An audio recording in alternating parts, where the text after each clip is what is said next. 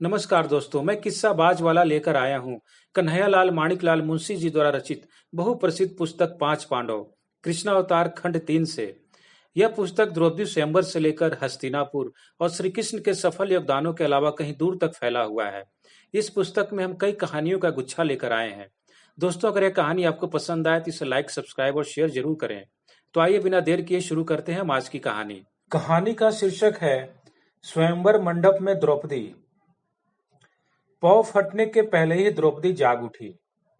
आज पौष शुक्ला एकादशी थी, स्वयंवर का दिन। पांचाल के ज्योतिषियों ने बहुत समय तक ग्रह स्थितियों के अध्ययन और ग्रह शांति के बाद यह जानकारी पाई थी कि द्रौपदी के जीवन का यह सबसे सुखपूर्ण दिन होगा। द्रौपदी ने सोचा कि आज का दिन मेरे कुटुंब और संभवतः साम्राज्यों के भाग्य का निर्णायक दिन होगा। उस भाग्य का निर्माण करने वाली मैं होंगी। अपनी सखियों के साथ प्रातः स्नान के लिए जब वह गंगा में उतरी तो उसके हृदय में एक गीत गूंज रहा था। वह विजय का संगीत था जो उसे तेजस्वी भविष्य की ओर ले जा रहा था। उसे लगा कि पृथ्वी और आकाश में भी उस संगीत की प्रतिध्वनि गूंज रही है, क्योंकि नदी में अपनी नौकाएं खेते हुए मांझियों के संगीत की उल्लास भरी ध्वनि शरतकालीन मृदु और स्फूर्तिदायक वायु के सहारे उस तक पहुंच रही थी। जब उसने गंगा के शीतल जल में डुबकी लगाई तो उसे ऐसा प्रतीत हुआ मानो कृष्ण उसके निकट आ रहे हैं, जैसे वे सचमुच आ पहुंचे थे और पूछ रहे हैं, कृष्णा, क्या तुमको मुझ पर विश्वास है? हाँ हाँ, उसे उन पर पूरा विश्वास है। उन्होंने धर्म का साम्राज्य स्थापित करने का मार्ग दिखाया है। इस विचार ने उसके मन में सुख की कैसी अनिर्णय वचनीय भावना भर दी थी। उसने बुदबुदा कर कहा, मैं आपकी इच्छा पूरी करूंगी। द्रौपदी अपना उल्लास दबा न सकी, वह उमड़ता रहा। प्रातः स्नान के बाद उससे औपचारिक विधि से स्नान कराया गया। वैदिक मंत्रों का पाठ करते हुए पुरोहितों ने उस पर पंचामृत मिश्रित पवित्र जल डाला। उसके शरीर पर चंदन, केसर और कस्तूरी का सुगंधित लेप लगाया गया। सखियों ने मंगल गीत गाए।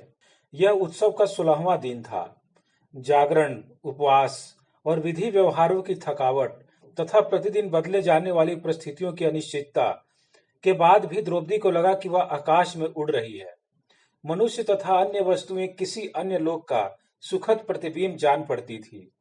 केवल एक व्यक्ति, कृष्ण की सत्ता वास्तविक थी। वे उसके साथ थे और कभी न डिगने वाली आस्था से उसको प्रोत्साहित कर रहे थे। सुनहले वस्त्रों से उसको अंतिम रूप से सजाया गया। उसे रत्न जटित कर्णफूल, बाजूबंद और कटी मेखला पहनाई गई। केशों में पुष्प गुंथे गए। उसके मस्तक पर रत्नांकृत मुकुट रखा गया और गले में सुगंधित सुमनों की माला पहनाई गई। पुरोहितों और राजकन्याओं के साथ वह यज्ञशाला में गई। वहां उसके कुल देवता अग्नि की अर्चना स्वरूप एक वेदी में तभी से अग्नि प्रज्वलित थी जबकि धृष्टद्युम्न का और उसका जन्म हुआ था।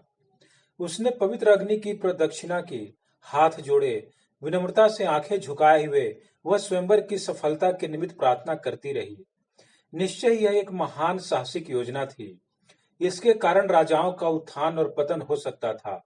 इसकी सफलता के लिए वह किसी भी परीक्षा, किसी भी कष्ट और किसी भी यंत्रणा को सहने के लिए प्रस्तुत थी। यज्ञशाला की सीढ़ियों से नीचे उतरकर उसने अपनी प्रिय गाय क्षीरा को देखा। वह उसकी अन्यतम सहेली थी और उसी की प्रतीक्षा में खड़ी थी। वह अपने हाथों से उसे खिलाती और उसका दूध दूहती थी। क्षीरा, मैं कभी तुमसे अलग नहीं होऊंगी, उसने गाय के कान में कहा। मेरे साथ तुम मेरे पति के घर चलोगी। जहां भी मेरा घर होगा तुम वहीं रहोगी। तुम मेरे शरीर का अंग बनी रहोगी। क्षीरा ने मस्तक उठाया और द्रौपदी ने उसे प्यार किया। फूलों भरे मार्ग से द्रौपदी जब प्रशस्त रंगभूमि स्वयंवर मंडप की ओर चली तो उसके आगे पुरोहित और साथ साथ मंगल गीत गाती 50 कुमारियां चल रही थीं। इन सबके आगे नगाड़ा, वंशी, शंख और तूर्य वादक चल रहे थे।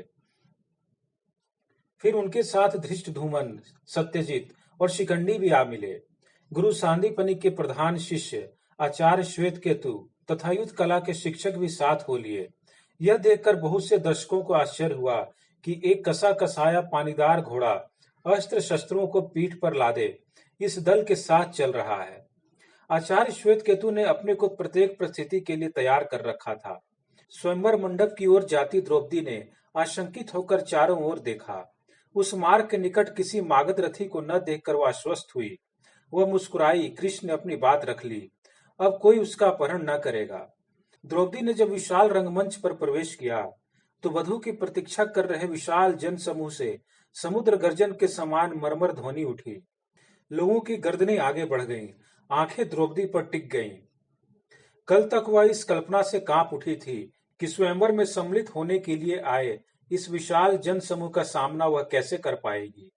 पर अब वह उसकी विजय का नहीं, धर्म की विजय का प्रतीक है जिसे वह समर्पित हो चुकी है। रंगभूमि में पहुंचकर उसने अपने पिता को प्रसन्न मुद्रा में सिंहासन पर बैठे देखा। पिछले दिन उन्होंने जो निर्णय लिया था उससे उनका दृढ़ संकल्प लौट आया था।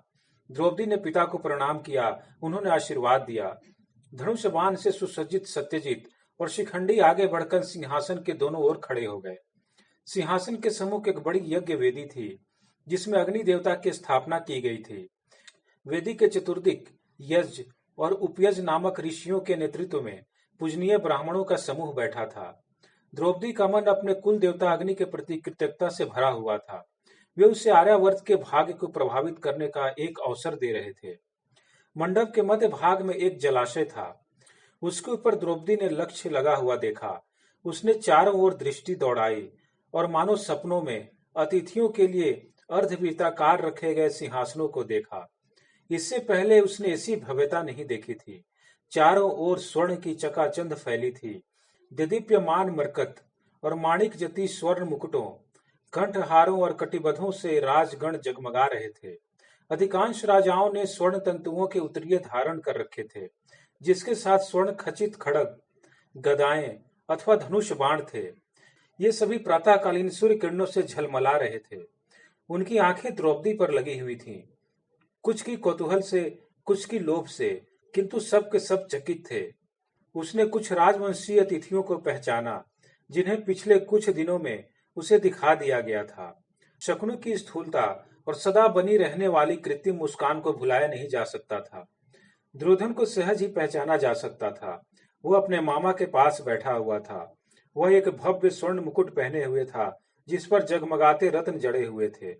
वह अपने भाइयों से घिरा हुआ था जो सभी रूपवान और सुगठित शरीर वाले थे।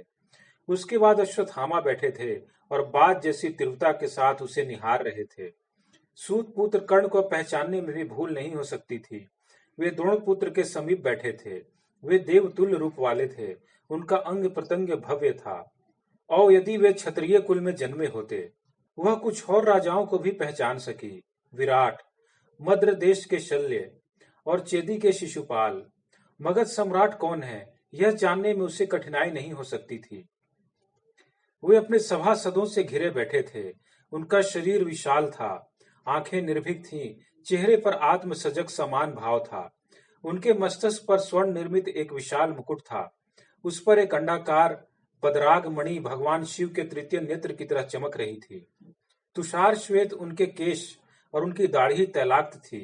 उनके चौड़े वक्ष पर व्याघ चर्म लिपटा हुआ था। उन्होंने रत्न जटित मेखला बांध रखी थी। उनकी दोनों विशाल भुजाओं पर स्वर्ण के बाजूबंद बंधे हुए थे। उन्होंने कोई अस्त्र नहीं बांध रखा था। उनकी विशाल गदा एक अनुचर के हाथ में थी जो उनके पीछे खड़ा था। द्रौपदी की आंखें गोविंद को ढूंढती रहीं। वे यादवों के खंड में बैठे थे। उनके पास एक दैत्याकार व्यक्ति था। निश्चय ही वे बलराम थे। उनके हाथ में एक छोटा सा हल था। वे हंस रहे थे, स्पष्टतः अपनी ही चटपटी बातों पर। शांत और निरासक्त कृष्ण मुस्कुरा रहे थे। अपेक्षाकृत समान वेश में वे अलग ही पहचाने जाते थे।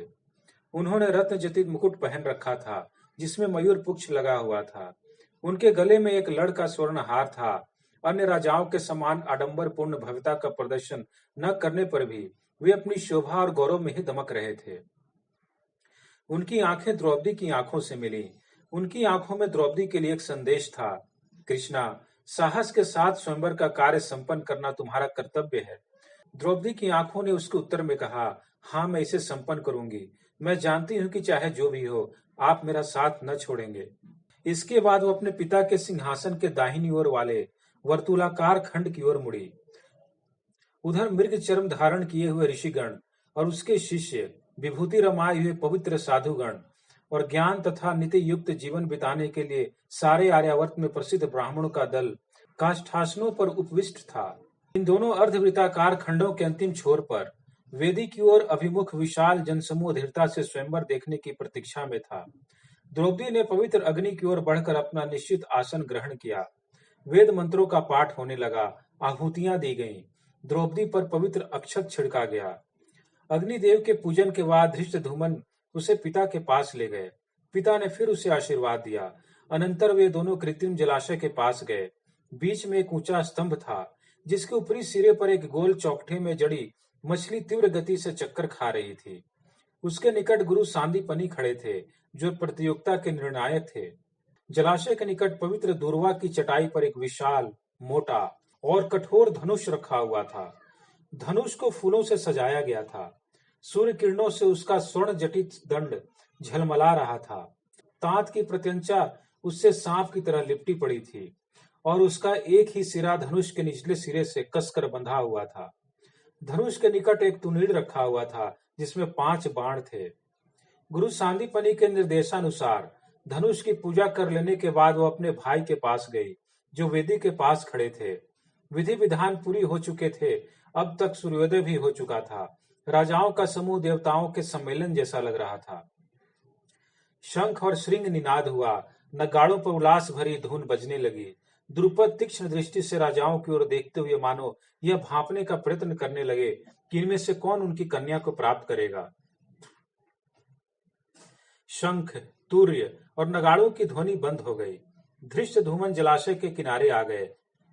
पूजनीय विप्रगण, पावन ऋषि वृंद, महान राजन्य वर्ग और वीरोत्तम राजकुमारों से निवेदन है कि अब स्वयंवर आरंभ होगा। उच्च स्वर में की गई उनकी यह घोषणा सारे मंडप में गूंज गई।